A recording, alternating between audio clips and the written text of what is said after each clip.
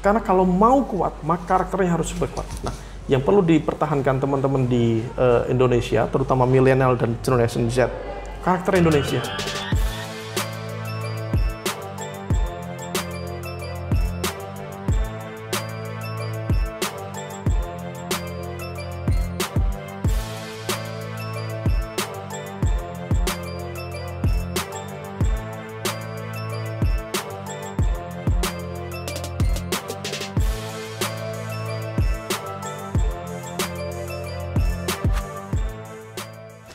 Oke, bismillahirrahmanirrahim. Assalamualaikum warahmatullahi wabarakatuh.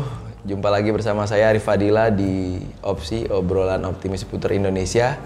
Kali ini ada yang berbeda, sahabat Gio. Jadi kalau kemarin-kemarin kita selalu di studio kita, hari ini kita kunjungan di Paramadina University. Kali ini ada yang istimewa juga. Kali ini kita pengen ngobrol, berbincang dengan Mas Khoirul Umam. Selamat datang Mas Khoirul Umam. Terima kasih Mas Arif. Jadi kita tos corona dulu. Jadi beliau merupakan dosen tetap di sini dengan banyak dan segudang prestasi. Beliau lulus di kampus ternama juga di Australia.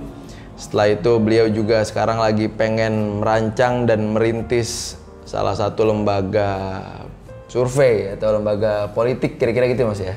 Namanya Indo Strategic. Oh, namanya Indo Strategic. Institute for Democracy and Strategic Affairs. Oh iya. Bulan depan Mas baru launching tapi. Kita sudah launching sebenarnya. Sudah launching. Tapi untuk survei pertama, survei nasional, kita akan launching akhir bulan ini. Iya. Mas, kita pengen ngobrol soal kondisi hari ini di Indonesia dan kondisi global, Mas. Jadi saya pengen awali dari bicara soal sejarah.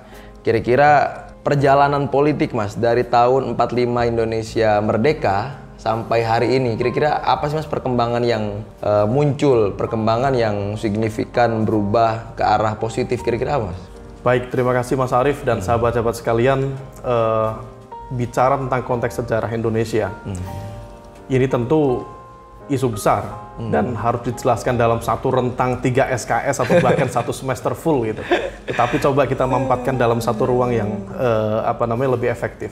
Tetapi yang pasti Indonesia telah bertransformasi menjadi negara yang jauh lebih kredibel secara ekonomi, secara politik, secara sosial budaya. Meskipun pada saat yang sama tantangan-tantangan pada level itu juga sangat besar.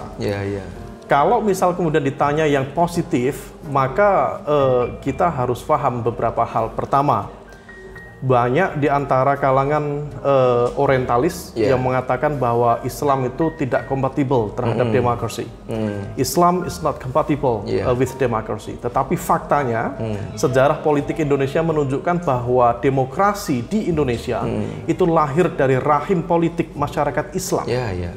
Dan itu adalah sebuah gambaran bagaimana kemudian karakter Islam di Indonesia itu sangat berbeda dengan Islam di wilayah yang lain. Oleh karena itu kita seringkali kemudian melabeli Islam Indonesia atau dalam bahasa-bahasa sahabat-sahabat di Nahdlatul Ulama itu Islam Nusantara, sahabat-sahabat dari Muhammadiyah itu Islam berkemajuan atau Islam Nusantara berkemajuan. Itu dengan karakter the smiling Islam atau Islam yang tersenyum. Dan kalau misal kemudian kita pahami lebih detail karakter Islam di Indonesia itu kemudian dia bisa menjadi melting pot bagi seluruh elemen untuk kemudian bersatu menjadi satu kekuatan entitas bangsa. Itulah yang kemudian disebut oleh Pak Benedict Anderson misalnya tentang konsep the imagined community. Jadi konsep dasar negara Indonesia itu dibangun dari satu ranah bayangan. Bayangan tentang sebuah bangsa. Yang dulu, kalau misal tahun 1908 ketika Budi Utomo muncul, kemudian gerakan Sumpah Pemuda kemudian bergerak di semua elemen, kemudian itu menjadi satu konsep bayangan bahwa Indonesia, nasionalisme terhadap kebangsaan itu harus dibangun dalam satu karakter yang kokoh. Nah, oleh karena itu, di dalam konteks ini, kita bisa meletakkan bahwa Islam itu bisa menjadi glue, menjadi lem atau bahkan jembatan yang merapatkan seluruh elemen bangsa itu. Makanya kalau misal kita lihat dulu sebelum kemerdekaan, itu ada banyak sekali kerajaan-kerajaan kecil. Small kingdom and sultanate across archipelago di sepanjang Nusantara. Tetapi mereka dengan senang hati, they abolish their aristocratic system menjadi satu kekuatan yang lebih genuine dan bersatu menjadi satu kekuatan yang utuh bernama Indonesia. Ini satu capaian luar biasa. Kenapa? Karena dari rentang Sabang sampai Merauke, ada sahabat kita dari Merauke, itu kalau misal dihitung sangat panjang itu.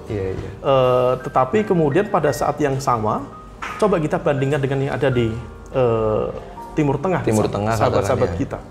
Dengan rentang yang sama, kita bisa menjadi satu negara yang utuh, padahal komposisi sukunya sangat beragam, bahasanya sangat beragam, tetapi kita melebur menjadi satu. The imagined community, itulah yang disebut dengan Indonesia. Sementara sahabat-sahabat kita di Timur Tengah, dari Maroko sampai ujung gitu ya. Kalau misal kemudian Maroko di wilayah Afrika sampai kemudian di ujung yang paling timur misalnya di di Timur Tengah misalnya. Itu terdiri atas 22 negara. 22 negara dengan komposisi yang secara antropologis tidak jauh berbeda. Agamanya sama, bahasanya sama, sukunya juga sama, komunitas Arab. Nah, inilah yang kemudian harus kita jaga dengan baik agar Indonesia jangan sampai bertransformasi menjadi wilayah yang kita tidak inginkan bersama-sama. Kita sudah dalam posisi yang baik dengan karakter yang kuat dan itu harus kita pertahankan. Oleh karena itu kalau misal ada kekuatan politik yang mencoba untuk mengeksploitasi masyarakat kita dengan narasi politik identitas, dengan hoax, dengan fake news, dengan hate speech, ujaran kebencian, itu harus kita redam. Semua elemen masyarakat di Indonesia, semua kekuatan politik di Indonesia harus berkolaborasi bersama. Jangan sampai kemudian Indonesia bertransformasi menjadi apa yang dirasakan oleh sahabat-sahabat kita di kawasan Timur Tengah misalnya. Karena memang ada perbedaan juga muncul ya, yang antara Indonesia dan Timur Tengah gitu ya. Dari corak Islamnya juga mungkin akhirnya karakternya berbeda. Kita lebih akomodatif, kita lebih fleksibel secara cara berpikirnya juga kita menggunakan. Kita tahu ya, ulama Nusantara lebih banyak menggunakan Syafi'i. Betul. Tradisi Syafi'i itu lebih moderat, karena dia menjadi titik tengah dari Hanafi yang dianggap liberal dan juga Hambali yang dianggap cukup konservatif.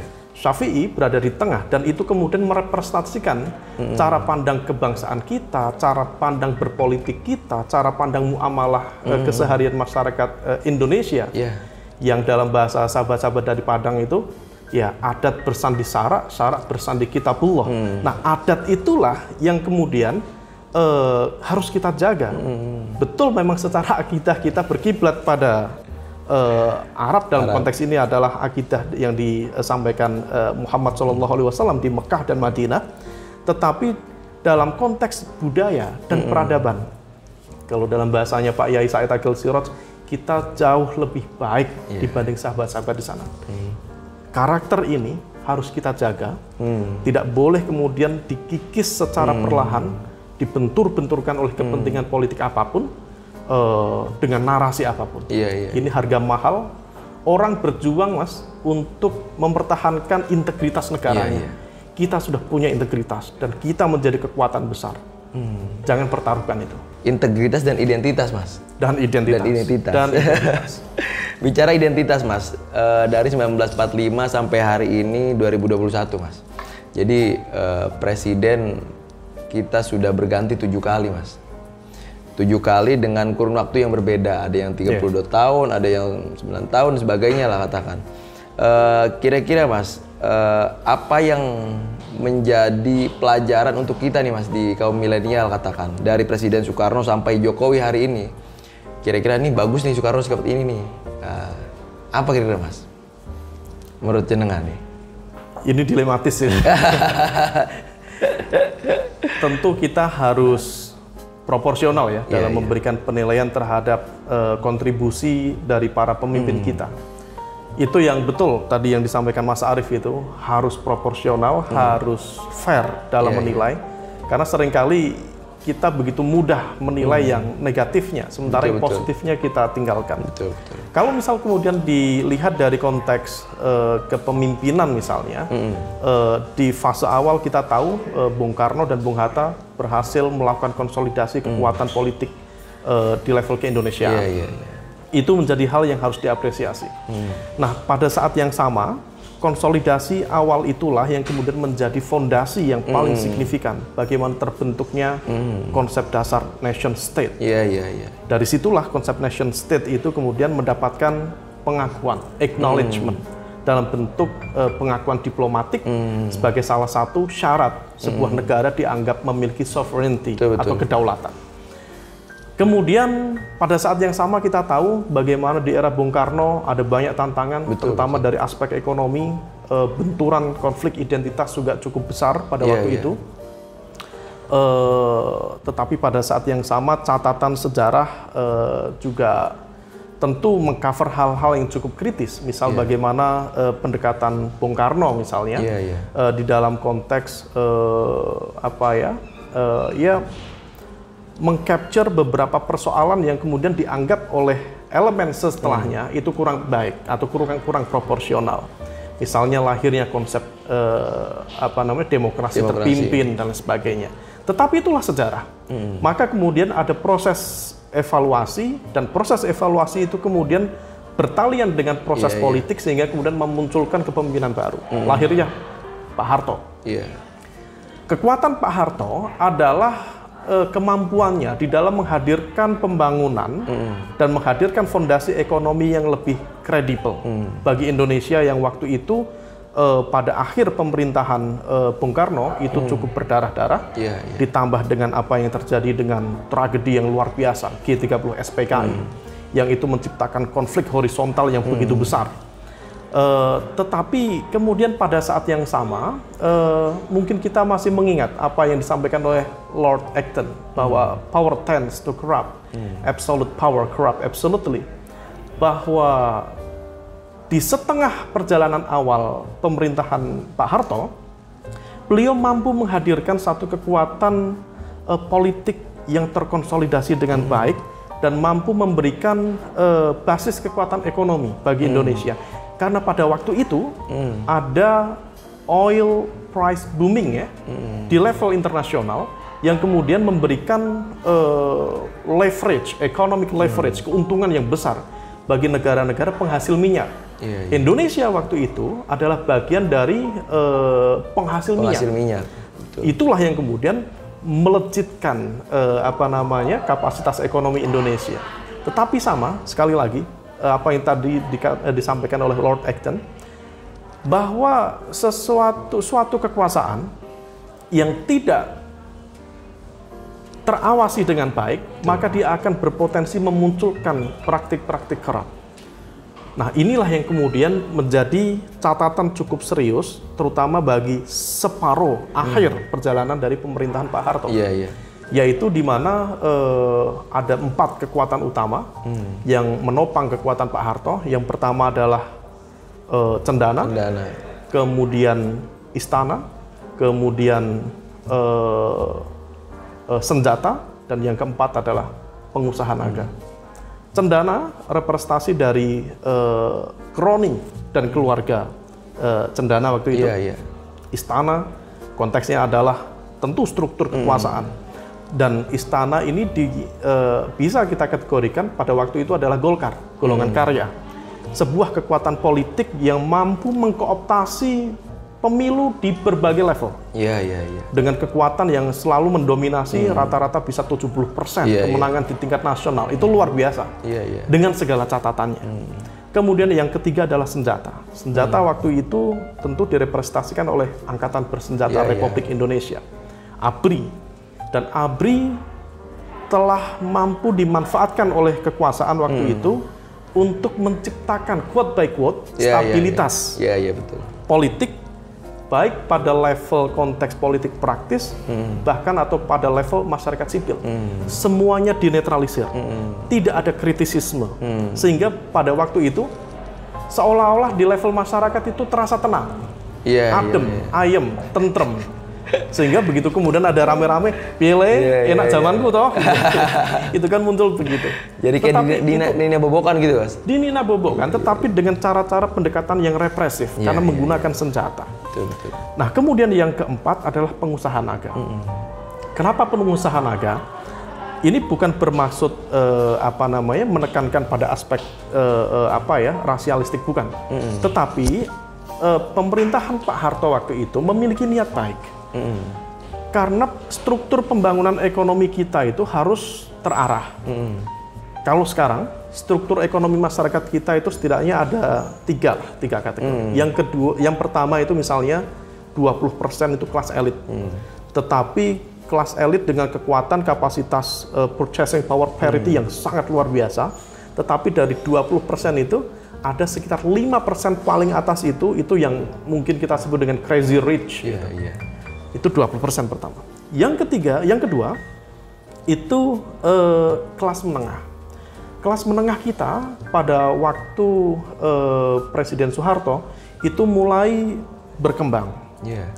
Sekarang mungkin porsinya sekitar 40%. Tetapi pada saat yang sama, yang paling bawah itu ada 40%. Itulah yang disebut dengan the bottom 40. Kalau dalam bahasanya United Nations, PBB, yaitu segmen masyarakat yang miskin dan hampir miskin kategorinya. Nah, yang dilakukan oleh Pak Harto itu berharap bagaimana kemudian menciptakan konglomerasi dengan memberikan bantuan, memberikan support, supaya elemen elit itu bisnisnya berjalan, kemudian dari bisnis yang berjalan itu, kemudian hasil dari proses ekonomi itu bisa menetes ke bawah, sehingga kemudian bisa mengangkat segmen kelas menengah dan juga kelas the bottom 40 tadi untuk meningkat lebih baik. Tetapi problemnya, karena selingkungannya yang korup, akhirnya tetesan tadi itu tidak sampai ke bawah. Karena ada yang tadi cendana, senjata, pengusaha naga dan juga istana itu udah bawa ember masing-masing untuk nadahi tetesan tadi itu. Bukan jejaring yang akhirnya bisa netes, Mas, tapi ember, Mas, yang nggak pecah lagi. Akhirnya tetesan itu tidak merembes. Nah, itulah kemudian akhirnya pecah. Ketika struktur ekonomi kita ternyata dari kapasitas modal yang bergerak di pasar Indonesia, 60% itu didominasi oleh investasi asing. Dan ketika kemudian ada faktor psikologis krisis 98, sebenarnya yang pertama terjadi kan di Thailand. Karena Jepang itu menarik investasinya, Thailand collapse. Tetapi apa yang terjadi di Thailand itu kemudian menjadikan para investor-investor di Indonesia menjadi ketakutan, khawatir. Akhirnya apa?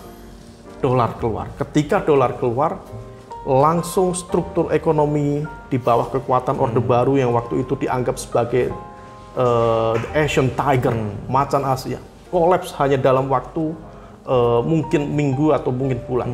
Begitu cepat dia hilang, kolaps. Itulah kemudian akhir dari Pak Harto. Dan sampai sekarang kita tahu Pak Harto secara politik juga nama beliau belum mampu kembali diterima oleh masyarakat at least selama 23 tahun pasca reformasi ini. Kemudian masuk era reformasi, di sana ada Gus Dur, ada Pak Habibie terlebih dahulu. Kemudian tetapi Pak Habibie tidak lama ya, 1,5 tahun. Beliau tentu keberhasilannya adalah memberikan fondasi yang baik untuk penciptaan proses demokratisasi, kebebasan pers, kemudian persiapan pemilu 99, meskipun tetap ada beberapa catatan waktu itu terkait dengan konteks pengadaan alutsista yang diduga ada pelanggaran. Ada beberapa dokumen buku yang menulis tentang itu. Itu terkait dengan pengadaan alat utama sistem persenjataan yang dianggap merugikan keuangan negara. Tetapi secara general, kepemimpinan Presiden Habibie mampu memberikan jembatan yang baik bagi hadirnya reformasi yang lebih mapan. Setidaknya reformasi secara general ya. Kemudian masuk era Gus Dur dianggap sebagai satu momentum terkonsolidasinya seluruh kekuatan elemen politik di Indonesia. Tetapi kita tahu Gus Dur mungkin bagi sebagian kalangan dianggap terlalu maju pemikirannya, atau pada saat yang sama mungkin kemampuan komunikasi Gus Dur seringkali pada waktu itu menciptakan kontradiksi. Tetapi terlepas dari kontradiksi yang diciptakan Gus Dur, mungkin kontradiksi itu disebabkan oleh ketidakmauan beliau untuk berkompromi dengan kekuatan-kekuatan kepentingan tertentu. Akhirnya kemudian Gus Dur digergaji sedemikian rupa oleh kekuatan yang lain, kemudian akhirnya tampillah Bu Mega. Bu Mega, nah kemarin sudah menjadi profesor ya, di Universitas Pertahanan. Beliau sudah mempresentasikan paper beliau, yang paper itu adalah produk dari penelitian. Beliau teliti, beliau tulis, dan beliau paparkan, yaitu tentang kepemimpinan beliau sendiri. Ini tentu agak unik, tetapi itulah kita juga berikan apresiasi.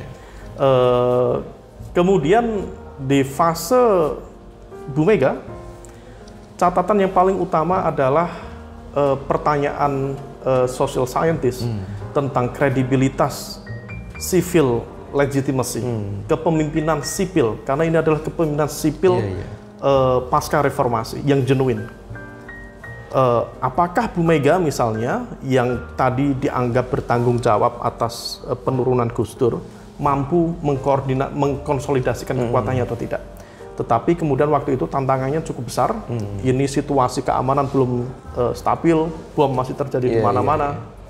Kemudian waktu itu ada Sipadan dan Ligitan yang lepas, sehingga kemudian memori publik juga membangkitkan pandangan lama bahwa kita membutuhkan kekuatan sosok militer, tetapi yang paham reformasi. Itulah kemudian muncul nama Susilo Bambang Yudhoyono, Presiden SBY. Di fase Presiden SBY, kemampuan beliau adalah mengkonsolidasikan stabilitas keamanan negara. Kita tahu pada fase itu upaya pemberantasan terorisme cukup masif, meskipun tantangan tetap masih ada, tetapi stabilitas itu jauh relatif lebih terkonsolidasi dengan baik. Dan pada saat yang sama stabilitas keamanan berkorelasi dengan pertumbuhan ekonomi. Dan kita tahu selama 10 tahun kepemimpinan beliau, rata-rata itu pertumbuhan ekonomi bisa mencapai sekitar 6%. Dan 6% itu relatif cukup besar itu. Good performance untuk sebuah kapasitas ekonomi yang besar seperti Indonesia. Kemudian di fase 2014 ya, kemudian muncul satu gairah baru yang diharapkan menjadi pembeda dari sosok Pak SBY, maka kemudian tampil Pak Jokowi. Pak Jokowi dianggap sebagai representasi dari kekuatan masyarakat proletar, karena masyarakat beliau yang quote by quote mendeso, tetapi sederhana dan juga bisa merepresentasikan masyarakat pada umumnya. Meskipun pada saat yang sama kemudian tentu catatan kritisnya juga cukup banyak. Yang pertama adalah terkait dengan konteks kebebasan masyarakat sipil yang dianggap belakangan menurun. Kemudian waktu itu selama 5 tahun atau 6 tahun pertama kepemimpinan beliau, yang diharapkan dulu di awal-awal ada Jokowi's effect, atau efek Jokowi. Diharapkan pertumbuhan ekonomi bisa mencapai 7 atau bahkan 5%. Tetapi selama 6 tahun pertama itu terjadi stagnasi, hanya di angka 5%.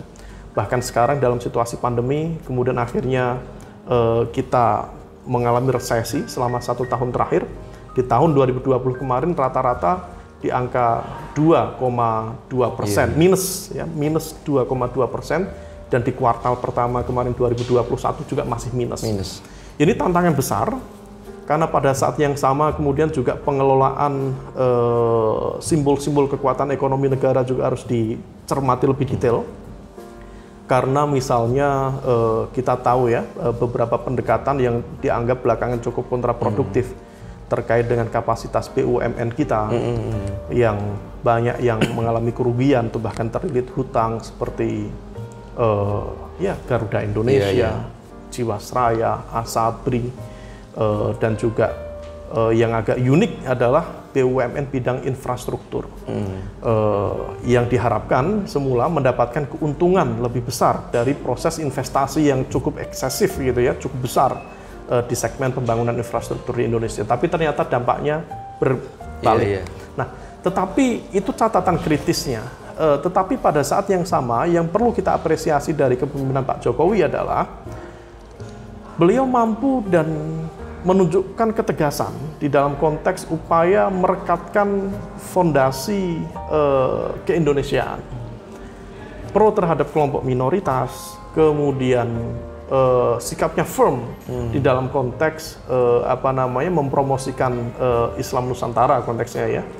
Artinya elemen-elemen yang berpotensi menunjukkan karakter konservatif radikal itu kemudian mencoba dinetralisir dengan baik, meskipun pendekatan itu dianggap oleh sebagian kalangan, termasuk sahabat-sahabat kita dari Australian National University, ada Pak Greg Feely, ada Marcus Michener, ada Edward Aspinall, yang menilai pendekatan itu dianggap sebagai pelemahan terhadap kebebasan sipil di Indonesia, yang menjadi salah satu pilar dari demokrasi. Tetapi itulah kebijakan publik tidak selalu bisa memuaskan semua pihak. Karena nggak akan bisa juga. Tidak akan bisa. Nggak akan bisa. Ada sesuatu yang positif, pasti ada yang kemudian menjadi catatan kritis. Itulah kebijakan publik. Tetapi di dalam konteks pemerintahan, bagaimana yang menjadi concern pemerintah adalah meletakkan prioritas mana yang harus dibangun, mana yang harus diperkuat. Itulah kemudian yang akan menjadi tumpuan bagi pemerintah untuk mengeksekusi kebijakan-kebijakan masing-masing. Dari tadi yang 7 presiden katakan nih, kan banyak banget Pak, ada kelebihan, ada kekurangan, panjang. Kita bicara berapa dekade. Kira-kira apa yang seharusnya kaum milenial hari ini lakukan Pak? Kalau mengingat sejarah Pak, dari misalkan dari dulu ada Sumpah Pemuda, ya kan, ada tahun 66 ada suatu hal juga di tahun 98 sampai hari ini. Kira-kira pemuda harus ngapain sih Pak? Iya. Karena efeknya kan panjang ya. Artinya pemuda ini punya peran penting selain bicara soal golongan tua waktu itu katakan. Pemuda punya peran penting dalam berdirinya negara Indonesia lah katakan. Hari ini pemuda harus ngapain sih gitu? Iya. Jadi ada 2 elemen yang harus kita highlight. Milenial itu hanya satu segmen, tetapi ada segmen baru mungkin di antara teman-teman ini, yaitu generasi Z, Gen Z, bukan Gen Z ya, Gen Z, Generation Z,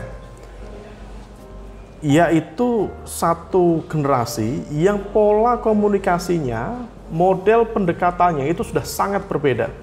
Kalau saya masuk kategori milenial, itu udah sangat berbeda dengan pola komunikasi teman-teman yang berada di Generation Z misalnya. Saya itu masih untuk mengupdate berita itu masih nonton TV, masih buka website misal Kompas atau Detik gitu. Tapi bagi mereka generasi Z itu ngakses berita itu dari TikTok. Bagi saya itu it's very awkward. Bagaimana mau dapat informasi yang detail itu? Tapi bagi mereka itu detail. Bahkan ada dalam wawancara sahabat saya itu, bagi mereka itu sudah komplit. Berapa memang konten di TikTok yang komplit? 3 menit. 3 menit dia bilang komplit itu. Artinya ini ada karakter yang berbeda, ada pendekatan yang berbeda. Nah, apa yang perlu dilakukan? Pertama, pertahankan karakter keindonesiaan kita. Profesor Samuel Huntington dari Harvard University pernah membuat kategorisasi tentang peradaban yang dalam teorinya The Class of Civilization. Tetapi terlepas dari konteks peradaban itu, dia juga meng-highlight bahwa ada sejumlah negara yang mereka mampu bangkit dan menjadi negara hebat itu karena peradaban mereka, karakter negaranya, character building. Tetapi ada juga beberapa kategori negara yang masuk dalam kategori negara yang tidak memiliki peradaban yang jelas. Itulah yang disebut dengan torn countries, negara yang tidak memiliki peradaban yang jelas. Di wilayah Asia Tenggara, oleh Huntington, itu yang disebut sebagai kategori torn countries, salah satunya adalah Filipina. Karena dia punya tradisi Western juga, karena pernah dijajah Amerika, dia punya tradisi Spanish, karena juga Spanyol pernah di sana. dia juga pernah dia juga punya karakter lokalnya sebagai warga Filipina. Tetapi kemudian itu dianggap sebagai sisi yang kurang memiliki competitiveness. Karena kalau mau kuat, maka karakternya harus super kuat. Nah, yang perlu dipertahankan teman-teman di Indonesia, terutama milenial dan generation Z, karakter Indonesia.